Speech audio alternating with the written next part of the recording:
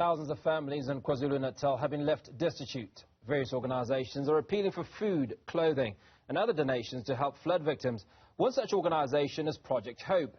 One of the orphans they supported was devastatingly killed in the floods, and the organization needs to raise funds for the funeral as they deal with the emotions involved. To talk more about this, we're joined by the chairperson of Project Hope South Africa, Sara Brown.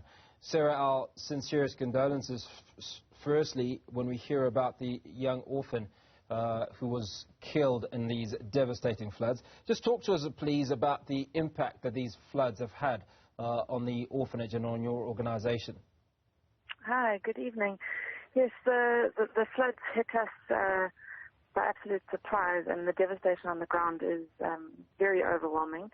I think for our organization, we serve approximately 150 orphaned and vulnerable children within the Valley of 1,000 Hills, and having lost one child, that was absolutely devastating. You know, these children have had a hard enough life as it is, and now going forward, we know we're gonna face more challenges. As you know, the homes that they were staying in, a lot of them have washed away, and food is now going to become a big issue with the schools being closed on our side. Now, Sara, I don't really like statistics, and I'd like to think that this young person meant a lot to you, as I'm sure he or she did. What was his name or her name, and can you tell us what happened? Yeah, sure. The child's name was Emmy, and unfortunately this child was with extended family members, but the roof of the house caved in during the course of the night. The child's body has thankfully been located. Unfortunately, the other family members in the home did all pass away. However, we are led to believe that there is one family member that was found with a severe head injury and was taken to a local hospital. So at the moment, any sort of funeral has been put on hold until we can get inclusion of this member that's currently injured. Now, Sara, talk to us about how this works. So Emmy was not at... Do you have a centre where you look after these orphans, or do you look after these orphans when they stay with other people, guardians and so on? So a lot of our children may not be orphans. They may be with a family member, but they're in very vulnerable homes for a number of reasons. We do not have an orphanage, and unfortunately we don't have the facility for that. But these children all have what we call a home from home, where they know that the doors are always open. We have a manager that is there on site 24/7, and should they need anything, be that a meal, school shoes, help with homework, just a loving figure, that is where they come. And even when times get tough, be it in the middle of the night, they know that our door is always unlocked for them. So Emmy himself would attend daily for a meal, and would come for support groups and help with homework. And our biggest wish is that these children, whilst their circumstances are dire, that they know that they belong and that they are loved by us, and there's always somewhere to go. So, we almost parent these children to a degree, sometimes along with other family members. But to us, it's a big loss, not only for us, but for the children that, would see this child daily. Okay, so some of the needs obviously are around funding the funeral for Emmy. What are some of your other immediate needs? Our other immediate needs, so amazingly, our actual facilities that we partner with have been mostly unscathed. We've lost both our vegetable gardens with the severe downpour. That is part of our sustainability plan in terms of bringing those vegetables into the kitchen, which feed the children. We also lost a lot of our non-perishable items, such as maize. But having said that, we have had phone calls from Future Life South Africa that will be sending a truckload for us. But it's a massive loss in terms of that. We also we're in the process of uplifting our children's soup kitchen in Embo, which We've actually just bought the final supplies for the roof. However, the bank in front of the kitchen has subsided, and we're left with about a meter or so in front of the front door. So this leaves us with a real safety concern and a lack of funding in terms of having to put up a retainer wall. Or, we're not quite sure structurally what the best decision would be. But we really would appreciate anyone that would be able to help with that. And then, as you're aware, our driver has lost his home, and our driver is our everything to us in terms of getting the things to these children wherever they are. So we're in the process of trying to just get him up on his feet as well. Now, you talk about structural issues that you have to contend with. Well, more rain has been forecast in KZN over the next few days. Are you prepared for this? What are your plans, I suppose?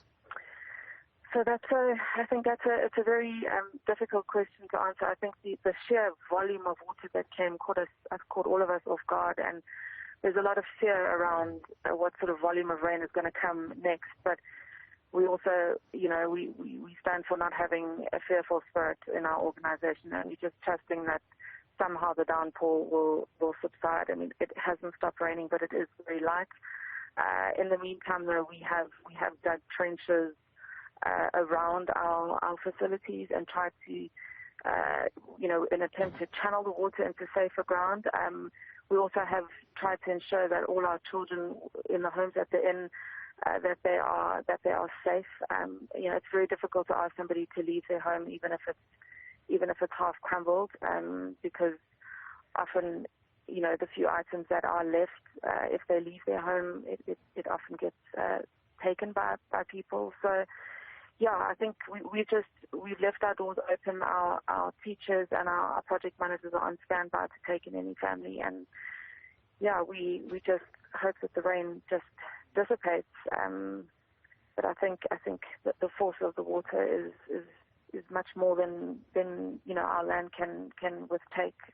So there is no clear solution to that, unfortunately. And I think, as you're aware, a lot of our land in the valley, the residents cut back on the land, so there's a lack of vegetation on the hills, so there's severe soil erosion, and so the banks just come down with ease. So I think we've got a lot of thinking and planning ahead of us in terms of being a bit more prepared should this situation arise again. Now, obviously, you paint a picture of a very, very sad situation, which I completely understand. Now, in your appeals for help, has anybody, any organizations, any individuals been forthcoming? Absolutely. I think that is one of the incredible things about the community that we serve, and people actually across South Africa and internationally. We've had an amazing response, even if it's 20 rand, 50 rand, or bigger donations. We've had a large response to our driver's home. But yeah, I think the need is so great that we are only able to help as much as we can afford. And I think we're known on the ground. We're respected by local organizations and churches, and we're just hoping that people know that we are a trustworthy place to donate to, and that everything that is donated goes directly to the people that are just in such desperate need. So yeah, we are getting help, but I think there's a lot of, at the moment, I'm sure you've heard, there's a lot of donations of food and bedding and clothing, which has been so desperately needed. However, our fear going forward is the lack of housing, and as you're aware, that is a very big expense. So as of next week, we will be actually going out and actually trying to assist with clearing the mud. At the moment, when we try to dig into the banks, more of it collapses, so we've actually stopped.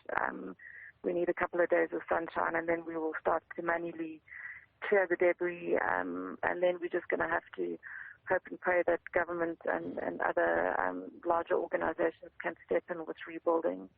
I think as you're aware, these people are most vulnerable. Insurance will not cover their homes for a variety of reasons, and so everything lost to them is sometimes not repairable without outside help. Well, I suppose the tragedy is greater for these young people because they are vulnerable and then they are traumatized. The emotional impact on these children. I mean, I've had several conversations about grown-ups, for instance, having to deal with the trauma. But talk to us about young children and how you hope to manage that side of things. Yeah, I think at the moment the children, they're very quiet and tearful. I think they can't quite comprehend what has actually gone on, and I think the past 2 years, I think especially for the children in KZN, has been horrific between COVID and having to wear masks and face all of those challenges. A lot of our children have been on the streets. We've had to pull them in daily because the schools have been closed, and then we've had the looting and the terror with that, and now we've got this. So I think these children, whilst they are resilient, they are still children, and so all we are able to do is really just cotton wool them with lots of love and attention, and and deal with each child individually. But I think it's going to take a long time for them to recover emotionally. The sparkle in their eyes is not there at the moment, which is very tragic. But we'll never give up on them. We are an organization that believes in instilling hope in them, and that tomorrow will be a better day. So we will find a way of moving forward from this. That's without question. What is the age bracket that we're looking at of these children? We serve any child from a few months old right up to 18, but the bulk of our children are preschool age, so from the age of about 1 to 5. And those first 5 years of your life are some of the most important. So I think the impact, whilst the impact is huge on anybody and any child, I think those first few years have a huge effect going forward. So we're going to have, we've got a lot of work ahead of us to protect these children. Finally, Sara, how can you be reached by those that would like to offer some form of assistance or support? Sure. So we do have a website, and that is projecthope.org.za, or my email is Sara, S-A-R-A, without the H, at projecthope.org.za.